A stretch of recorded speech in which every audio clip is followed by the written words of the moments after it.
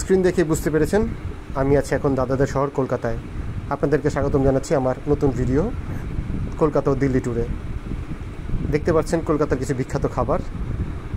এই ভদ্রলোকের কথা না বললেই নয়, যিনি আমার ভিসা পাসপোর্ট সব কিছু ফেরত দিয়েছিলেন, যা আমি হারিয়ে ফেলেছিলাম। ট্রেনের ticket ready, Kolkata to Delhi Rajdhani express, 17 ঘন্টার জার্নি। চলুন আপনাদেরকে নিয়ে গিয়ে দিল্লি। বন্ধুরা, লম্বা জার্নি শেষে আমরা দিল্লি চলে এসেছি। দিল্লিতে এসে আমরা এক্সপ্লোর করার চেষ্টা করেছি দিল্লির সেই ঐতিহাসিক রেড ফোর্ট, মুঘল আমলের তৈরি সেই রেড ফোর্ট। চলুন আপনাদেরকে দিল্লির প্রথমেই যে স্থানটি দেখাবো, সেই স্থানটি হচ্ছে দিল্লির বিখ্যাত রেড ফোর্ট। এই রেড ফোর্ট বা লালকেল্লা 1638 খ্রিস্টাব্দে সম্রাট শাহজাহান সর্ববৃহৎ এই কেল্লাটির নির্মাণ কাজ শুরু করেন। নির্মাণ কাজ শেষ হয় 1848 সালে। প্রথম দিকে এই দুর্গের নাম ছিল কিল্লাই মুবারক, কারণ এই দুর্গে সম্রাটের পরিবারবর্গ বাস করতেন। 1857 সাল পর্যন্ত এই দুর্গটি ছিল মুঘল সাম্রাজ্যের রাজধানী। এরপর ব্রিটিশ ভারতীয় সরকার মুঘল সম্রাট দ্বিতীয় বাহাদুর শাহকে নির্বাসিত করলে ভারতের রাজধানী কলকাতায় স্থানান্তর হয়। 1947 সাল পর্যন্ত ব্রিটিশরা এই দুর্গটিকে একটি সামরিক ক্যাম্প হিসেবে ব্যবহার করত।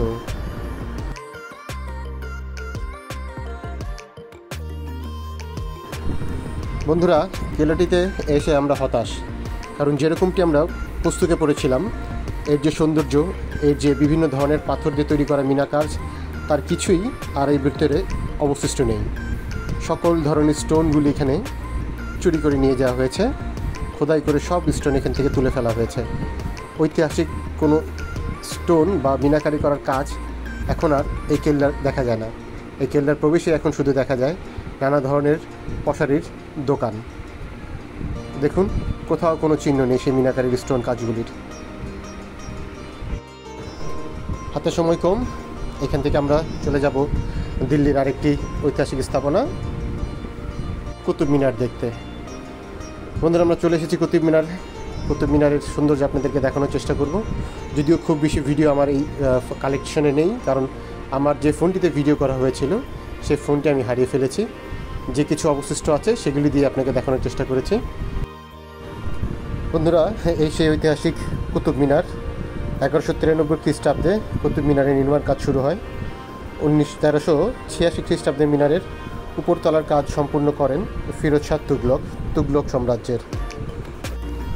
কুতুব মিনার ইন্দো ইসলামিক স্থাপত্যের এক গুরুত্বপূর্ণ এবং অন্যতম প্রাচীন নিদর্শন, যা পৃথিবীর ইট দিয়ে তৈরি সর্বোচ্চ মিনার। আশেপাশে ছড়িয়ে থাকা আরও নিদর্শনগুলি দেখতে দেখতেই আমরা চলে যাব আমাদের আজকের লাঞ্চ বিরতিতে।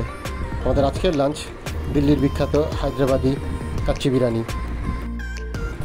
আমরা এখন চলে এসেছি দিল্লির ঐতিহাসিক সেই নিজাম দরগায়। নিজাম দরগা জিয়ারত করার পরেই আমরা রওনা দিব আগ্রার উদ্দেশ্যে। সেখানে আমরা এক্সপ্লোর করব আগ্রা ফোর্ট এবং সেই ঐতিহাসিক তাজমহল। সাথেই থাকুন, সাবস্ক্রাইব করুন। বন্ধুরা, অবশেষে আমরা চলে আসছি আগ্রা সেই বিখ্যাত আগ্রা ফোর্টে। ইতিহাসে যতটুকু জানা যায়, এই আগ্রা ফোর্ট নির্মাণ হয় 1503 থেকে 4 সালের মধ্যে। যারা তৈরি করেছিলেন তারা লোধি রাজবংশের। মুঘল রাজ্য এটিকে দখল করে 1526-এর পানিপথের যুদ্ধের পর। এটি সেই কেল্লা যেখানে সম্রাট হুমায়ুনকে 1530 খ্রিস্টাব্দে মুকুট পরানো হয়। আর এখন যে জায়গাটা আপনারা দেখছেন, এটি ছিল মূলত সেই বিখ্যাত আকবরের যে স্ত্রী ছিল সনাতন ধর্মী যোধাবাইয়ের বাসস্থান। এই কেল্লার ইতিহাস এবং আয়তন দুটিই লম্বা, আমরা ছোট করে দেখানোর চেষ্টা করেছি। এখন আপনারা আমার পিছনে যে জায়গাটি দেখছেন, এটি হচ্ছে সম্রাট আকবরের সিংহাসন।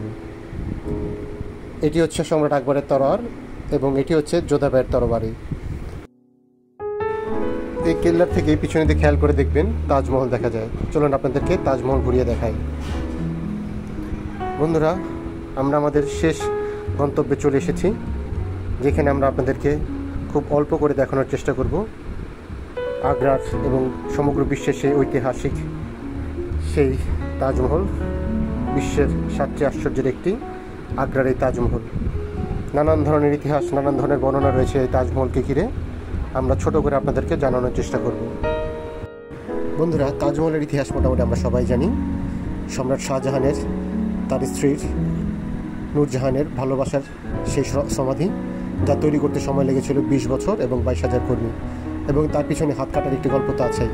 তাই ছুঁয়ে না দেখলেই বোঝা যাবে না আসলে এর অনুভূতি কতটুকু।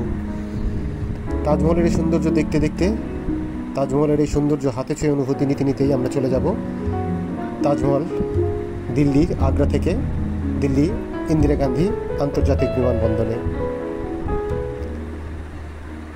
আমরা চলে এসেছি দিল্লির আন্তর্জাতিক বিমানবন্দরে। এখান থেকে আমরা রওনা দিব অন্য একটি গন্তব্যের জন্য।